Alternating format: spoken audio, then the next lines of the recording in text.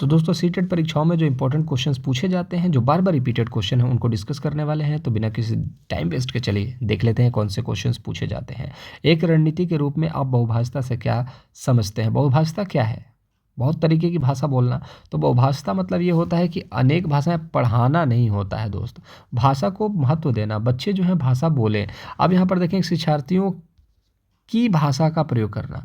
जो बच्चा चाहता है बोलना उसकी भाषा का प्रयोग करना। कहने का मतलब वो मातृभाषा में बोलना चाहता है तो उसकी मातृभाषा में बोलो, हिंदी बोलना चाहता है तो हिंदी बोलो, इंग्लिश बोलना चाहता है तो आप इंग्लिश में प्रयोग करो। पढ़ाना, ठीक है। अब यहाँ पर अंग्रेजी और भारतीय भाषाओं में पढ़ाना, ये ज़रूरी नहीं है कि आपको अंग्रेजी में ही पढ़ाना है। केवल मातृभाषा इंपॉर्टेंट नहीं है। मातृभाषा में शिक्षा देना बहुत ज़रूरी है, लेकिन जहाँ केवल लगता है नेगेटिव होता है, मैंने आपको पहले भी बताया। Option number first right. Next question है, सीखने के लिए संरचनात्मक उपागम के द्वारा निम्न में से किसे बढ़ावा दिया जाता है? तो यहाँ पर संरचनात्मक की बात की जाएगी तो आपका सिंपल सा सवाल का जवाब जो होगा, देखिए क्वेश्चन को उड़ा देते हैं। उपागम व्याख्यान विधि की बात हम करेंगे तो व्याख्यान तो गलत हो जाएगा, रट करके ये भी निगेटिव हो गया। अब पूछताछ विधि और उपागम के द्वारा, आप देखेंगे उपागम के द्वारा, तो उपागम क्या होता है? उपागम का मतलब होता है अप्रोच। जिस तरीके से मैं बताने की कोशिश कर रहा हूँ ये एक अप्रोच है। तो यार संरचनात्मक उपागम के द्वारा निम्न में से किसे बढ़ावा दिया जाएगा?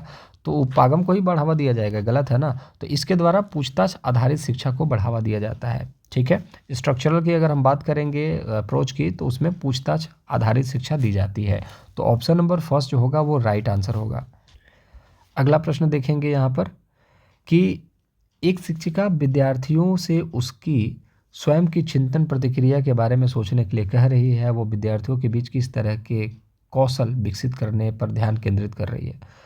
तो अच्छी बात है, जैसे कि कोई सवाल ऐसा पूछ दिया और बोला गया कि आप लोग इसके बारे में सोचिए और मुझे बताइए इस चीज़ के बारे में कि ये क्या हो सकता है, जिसको हम पहेली भी कहते हैं। मान के चलिए पहेली उसके बारे में बोल दिया, और पहेली सोचने के लिए बच्चे कहीं ना कहीं दिमाग लगाएंगे, और दिमाग लगाएंगे तो वो किस तरीके के कौशल को विकसित कर रहे हैं। तो आपको पता है जहाँ पर दिमाग लगता है वहाँ पर संज्ञान की बात की जाती है, मेटाकॉग्निटिव, अधिसंज्ञानात्मक। तो संज्ञानात्मक चीज़ें जो होंगी यहाँ पर राइट आंसर होंगी। अगला प्रश्न है, नए स्पष्टीकरण तैयार करना। लक्ष्य प्राप्त करने के लिए पहले सीखे गए नियमों के सरल अनुप्रयोग से परे जाना और परिणाम का मूल्यांकन करना निम्न में से किसके महत्वपूर्ण भाग हैं? ठीक है, अब ये क्वेश्चन काफ़ी अच्छा है, और यहाँ पर देखिए दो ऑप्शन तो यहाँ पर एलिमिनेट हो जाएंगे, रटना और यहाँ पर भ्रांति, ये दोनों नेगेटिव हैं। अब हम समावेशन की बात करें तो जो ज्ञान आपके पास है उस ज्ञान में ऐड करना, उसको समावेशन कहते हैं, ठीक है। जो ज्ञान है उसी ज्ञान में कुछ चीज़ों को ऐड कर रहे हो तो उसको समावेशन कहते हैं। लेकिन इस क्वेश्चन में क्या लिख रहा है कि लक्ष्य को प्राप्त करने के लिए पहले सीखे गए नियमों के सरल अनुप्रयोग से परे जाना, मतलब कि उसके अलावा जाना। तो जो चीज़ है उसी चीज़ में आप ऐड कर रहे हैं तो उसको समावेशन कहते हैं, लेकिन उसके अलावा कुछ करना वो क्या होता है? आपका समस्या का समाधान। जैसे कि मान के चलिए कि कोई चीज़ आपके पास है, ठीक है, उस चीज़ के बारे में ही सिर्फ आप बात करते हैं तो ठीक है, आप उस चीज़ के बारे में ही बात करते हैं, उस चीज़ में ऐड करते हैं कोई चीज़, उसी के जैसा ही कोई काम करते हैं, उसको समावेशन कहते हैं। आप उसके अलावा कोई चीज़ करने लगते हैं तो वो जो प्रयोग होता है उसके अलावा एक्स्ट्रा करना, तो वो जो होता है वो समस्या समाधान में आपको बहुत मदद करता है। तो इसलिए याद रखिएगा कि लक्ष्य को प्राप्त करने के लिए समस्या समाधान वाला बनना बहुत इंपॉर्टेंट है। तो आप भी अपने समस्याओं का समाधान कीजिए कि किस तरीके से आप सीटेट निकालेंगे, किस तरीके से आपकी प्लानिंग होनी चाहिए, किस तरीके से आप आने वाले सुपर टेट में बैठेंगे, वो सारी चीज़ें। ऑप्शन नंबर थर्ड जो होगा राइट। अगला प्रश्न, वीडियो अच्छा लग रहा होगा तो वीडियो को लाइक ज़रूर कीजिएगा, दोस्तों के साथ शेयर कीजिएगा, और बहुत मेहनत लगती है वीडियो में तो गुरुदक्षिणा ग्रुप में अगर मन करे आपका तो चैनल को सब्सक्राइब कर लीजिएगा ताकि आने वाली वीडियो मिस ना हो और चीज़ें आपको देख करके हेल्प मिल रही है तो सारी वीडियोज़ देख लीजिएगा, जिससे कि आप 110 सुनिश्चित कर सकें। और ये गारंटी है कि जितनी वीडियोज़ मैं बना रहा हूँ वो सारे परीक्षा में पूछे जाते हैं, उन्हीं से प्रश्न आपको देखने को मिलेंगे डिट्टो। विद्यार्थियों सीखने के लिए प्रेरित महसूस करते हैं जब कार्य होता है। विद्यार्थी जो होते हैं सीखने के लिए मोटिवेटेड होते हैं जब क्या होता है? जब उनको मूर्त और अत्यधिक जटिल, मूर्त, ठीक है, मूर्त मतलब जो चीज़ दिखाई जाती है, लेकिन अत्यधिक जटिल तो ये नेगेटिव हो गया दोस्त, ठीक है, ये नेगेटिव हो गया। उनकी वास्तविक दुनिया से जोड़ना, बिल्कुल सही बात है। अप्रासंगिक, इरेलेवेंट, बेकार है, ऐसी चीज़ नहीं होनी चाहिए, प्रासंगिक होनी चाहिए जो उनसे जुड़ा हो। बिल्कुल भी चुनौतीपूर्ण नहीं, ऐसा नहीं है कि बिल्कुल चुनौतीपूर्ण नहीं है। अब जब आपको मान के चलिए, आपको जब 2 + 2 कितना होगा? 4, मैं हमेशा एग्जांपल देता हूँ। और आपको बोला जाए कि ये 100 क्वेश्चन है, 2 + 2, 3 + 3, 4 + 4, इसको करो तुम, आप बोर हो जाओगे। तो आपको भी कुछ ऐसा चाहिए, चैलेंजिंग होना चाहिए लाइफ में। तो हर बच्चा यही चाहता है, थोड़ा सा चैलेंजिंग होना चाहिए। तो बिल्कुल भी चुनौती नहीं दोगे तो भी लाइफ का कोई मज़ा नहीं है। थोड़ा सा चुनौतियाँ तो इम्पॉर्टेंट हैं, ठीक है। तो वास्तविक जीवन से जुड़ना, ये भी इसका राइट आंसर होगा। एक प्रश्न है यहाँ पर, आर्थिक रूप से कमजोर वर्ग के विद्यार्थियों की शिक्षा के संबंध में शिक्षा का अधिकार अधिनियम 2009 के खंड 12 द्वारा निम्न में से किस सिफारिश की गई है? मतलब किस चीज़ की सिफारिश की गई है? कहने का मतलब है कि आर्थिक रूप से जो कमज़ोर बच्चे हैं, तो आरटीई एक्ट 2009 के जो खंड 12 है, उसमें किस चीज़ की सिफारिश की गई है? केवल सरकारी विद्यालयों में दाखिला मिलेगा? नहीं, ऐसा नहीं है। निजी विद्यालयों में आरक्षण, निजी मतलब कि प्राइवेट स्कूल की बात की जा रही है, तो बिल्कुल सही बात है। आरटीई 2009 में आर्थिक रूप से कमज़ोर ईडब्ल्यूएस वाले बच्चों को यहाँ पर क्या है, यहाँ पर आपको निजी विद्यालय में आरक्षण दिया गया है।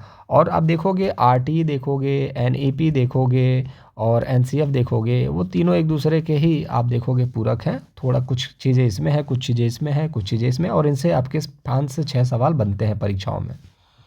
और इसकी जो आप देखोगे, ये जितने पीडीएफ हैं जो मैं जिस स्लाइड पे पढ़ा रहा हूँ, ये सारे स्लाइड आपको टेलीग्राम चैनल पर मिल जाएंगे। और यहाँ तक अगर आपने देखा है तो इसकी जो पीडीएफ है वो टेलीग्राम लिंक पर मिल जाएगी। और वो टेलीग्राम लिंक का जो आपका डिस्क्रिप्शन बॉक्स में है, वहाँ पर जाएँ और फटाफट जुड़ जाएँ ताकि आप पीडीएफ प्राप्त कर सकें।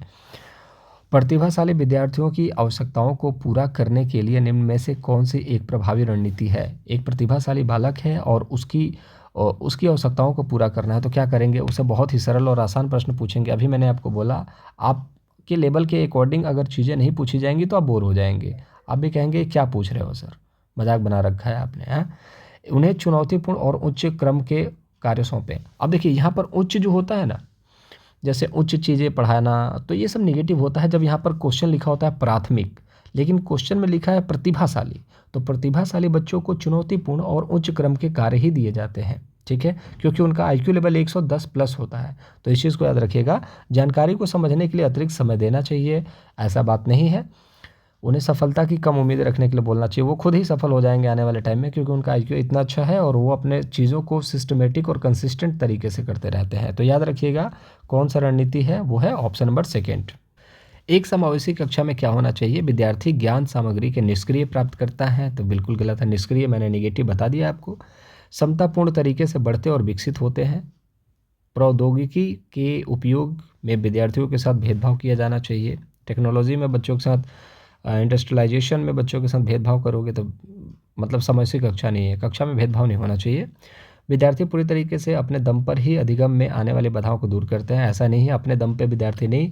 शिक्षक जो होता है वो एक कहीं ना कहीं आप देखो फैसिलिटेटर के तरीके से काम करता है, सुगमकर्ता के तरीके से काम करता है। हमने एनसीएफ में पढ़ा भी है, एक टीचर का काम है बच्चे के लिए जो इम्पोर्टेंट है, जो बच्चा कठिनाई महसूस कर रहा है उस चीज़ को दूर करना। तो समावेशी कक्षा में अपने दम पे हर चीज़ नहीं हो सकता है, टीचर की भी ज़रूरत पड़ती है। वाइगोत्स्की भी क्या कहते हैं, एक लेवल के बाद बच्चा जो होता है वो आगे नहीं सीख पाता है, उसको एक फैसिलिटेटर की ज़रूरत पड़ती है। और उसी फैसिलिटेटर को हम लोग क्या कहते हैं, पाड़ कहा जाता है, जो उसके द्वारा दिया जाता है। बाकी उस चीज़ के बारे में हम वाइगोत्स्की के क्लासेस में देखेंगे। बाकी हम लोगों ने बहुत सारी चीज़ें डिस्कस कर ली है बाकी के सेट में, वो नहीं देखा तो देख लीजिए। आने वाले सेट भी मिलेंगे, उसके लिए चैनल को सब्सक्राइब कर लीजिए ताकि आने वाले सेट मिले और आपकी तैयारी अच्छी हो। अगर अच्छा लग रहा है तो सब्सक्राइब कर लीजिएगा, वीडियो को लाइक ज़रूर कीजिएगा। अगला प्रश्न है, विविध आवश्यकताओं वाले विद्यार्थियों को शामिल करने के लिए निम्न में से किसकी आवश्यकता है? ठीक है, विविध आवश्यकता मतलब कि बहुत सारे ऐसे बच्चे होते हैं जिनको कहीं ना कहीं कोई ना कोई प्रॉब्लम होती है शारीरिक रूप से, तो उनको किस तरीके से आपको क्लास में शामिल करना चाहिए, क्या क्या फैसिलिटी देनी चाहिए? तो बैठने का निश्चित व्यवस्था होना चाहिए, लचीला पाठ्यक्रम होना चाहिए, मानकीकृत आकलन होना चाहिए। तो देखिए, निश्चित व्यवस्था गलत हो गया, लचीला पाठ्यक्रम बिल्कुल सही है, मानकीकृत आकलन स्टैंडर्डाइज की बात कर रहा है, नहीं, गलत होगा। पाठ्य पुस्तक केंद्रित, ये तो नेगेटिव हो गया।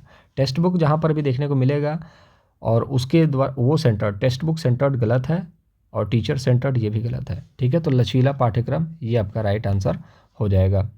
एक और प्रश्न देखेंगे, अधिगमकर्ताओं की व्यक्तिगत भिन्नताओं को ध्यान में रखने के लिए एक शिक्षिका को क्या करना चाहिए? अधिगमकर्ताओं के पूर्व अनुभवों की उपेक्षा, उपेक्षा मतलब कि निंदा कर देना, गलत बात है।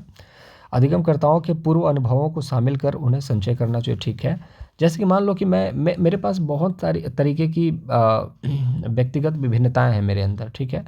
तो मैं एक क्लास में हूँ, मान लो कि मैं मल्टी टैलेंटेड हूँ, तो क्या करना चाहिए? मेरे मेरे कुछ अनुभव हैं, तो टीचर क्या करेगा? कहेगा अपना अनुभव अपने पास रखो, चुपचाप बैठ जाओ, ऐसा करना चाहिए। या मेरे अनुभवों को सबके साथ साझा करना चाहिए। अधिगमकर्ताओं के आकलन हेतु एक समान तरीके का इस्तेमाल करना चाहिए। आप समान तरीके का आकलन का अगर इस्तेमाल करेंगे तो वो तो एक परीक्षा हो गई कि एक क्वेश्चन है, पेपर है, 5 क्वेश्चन हैं, उन क्वेश्चंस को सबको दे दो और अपने अपने तरीके से आंसर लिखने के लिए बोल दो। तो इस तरीके से आप आकलन नहीं कर सकते। आकलन बच्चे और हर एक बच्चे का अलग अलग, जैसे प्रतिभाशाली बच्चे का आकलन अलग होना चाहिए, जो सामान्य बच्चा है उसका आकलन अलग होना चाहिए, ठीक है। सभी अधिगमकर्ताओं के मानकीकृत पाठ्य पुस्तक को लागू करना, तो ये मान के स्टैंडर्डाइज यहाँ पर आता है, नेगेटिव हो जाता है। तो ऑप्शन नंबर सेकंड जो होगा, पूर्व ज्ञान पूर्व अनुभव को शामिल करना चाहिए। तो ये आपके कुछ क्वेश्चंस थे, ठीक है। तो आई होप आपको वीडियो अच्छा लगा होगा। वीडियो अच्छा लगा होगा तो वीडियो को लाइक कीजिएगा, दोस्तों के साथ शेयर कीजिएगा, कमेंट बॉक्स में छाप दीजिएगा। अगर कुछ आपके सवाल हैं तो मैं उसका जवाब दूंगा।